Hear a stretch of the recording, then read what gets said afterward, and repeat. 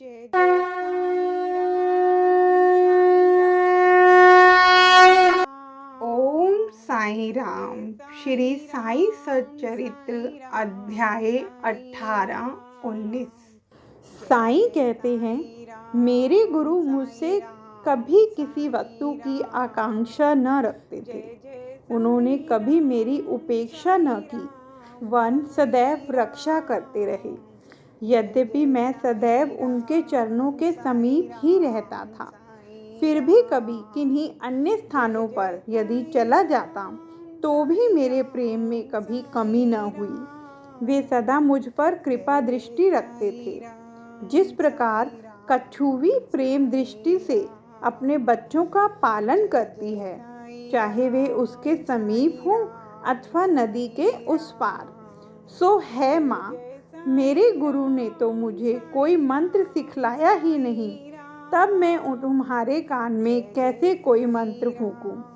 केवल इतना ही ध्यान रखो कि गुरु की भी कछुवी के समान ही प्रेम दृष्टि से हमें संतोष प्राप्त होता है। इस कारण व्यर्थ में किसी से उपदेश प्राप्त करने का प्रयत्न न करो। मुझे ही अपने विचारों तथा कर्मों का मुख्य ध्येय बना लो और तब तुम्हें निसंदेही परमार्थ की प्राप्ति हो जाएगी।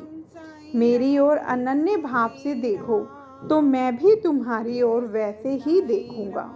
इस मस्जिद में बैठकर मैं सत्य ही बोलूंगा कि किन्हीं साधनाओं या शास्त्रों के अध्ययन की आवश्यकता नहीं, वन केवल गुरु में विश्वास ही पर्याप्त है। पूर्ण विश्वास रखो कि गुरु ही करता है और वह धन्य है जो गुरु की महानता से परिचित हो, उसे हरि, हर और ब्रह्म का अवतार समझता है। इस प्रकार समझाने से वृद्ध महिला को सांत्वना मिली और उसने बाबा को नमन कर अपना उपवास त्याग दिया। यह कथा ध्यानपूर्वक एकाग्रता से श्रवण कर तथा उसके उपयुक्त अर्थ पर विचार कर हेमाड पंत को बड़ा आश्चर्य हुआ। उनका हृदय भर आया और उन्हें रोमांच हो उठा। अत्यंत आनंद विभोर हो जाने से उनका कंठ रुंध गया और वे मुख से एक शब्द भी न बोल सके। उनकी ऐसी स्थिति देख श्यामा ने पूछा कि आप ऐसे स्तब्ध क्यों हो गए? बात क्या है? बाबा की तो इस प्रकार की लीलाएं अगणित हैं, जिनका वर्णन मैं किस मुख से करूं। ठीक उसी समय मस्जिद में घंटानाद होने लगा, जो कि मध्याह्न पूजन तथा आरती के आरंभ का घोतक था। तब श्यामा और हेमाड पंत भी शीघ्र ही मस्जिद की ओर चले। बापू साहिब जोग ने पूजन आरंभ कर दिया था। स्त्रियां मस्जिद में ऊपर खड़ी थी और पुरुष वर्ग नीचे मंडप में। सब उच्च स्वर में वाद्यों के साथ साथ आरती गा रहे थे। तभी हेमाड पंत का हाथ पकड़े हुए श्यामा भी ऊपर पहुंचे और वे बाबा के दाहिनी ओर तथा हेमाड पंत बाबा के सामने बैठ गए। उन्हें देख बाबा ने श्यामा से लाई हुई दक्षिणा देने के लिए कहा। तब हेमाड पंत ने उत्तर दिया कि रुपयों के बदले श्यामा ने मेरे द्वारा आपको 15 नमस्कार भेजे हैं तथा स्वयं ही यहाँ आकर उपस्थित हो गए हैं। बाबा ने कहा, अच्छा ठीक है, तो अब मुझे यह बताओ कि तुम दोनों में आपस में किस विषय पर वार्तालाप हुआ है।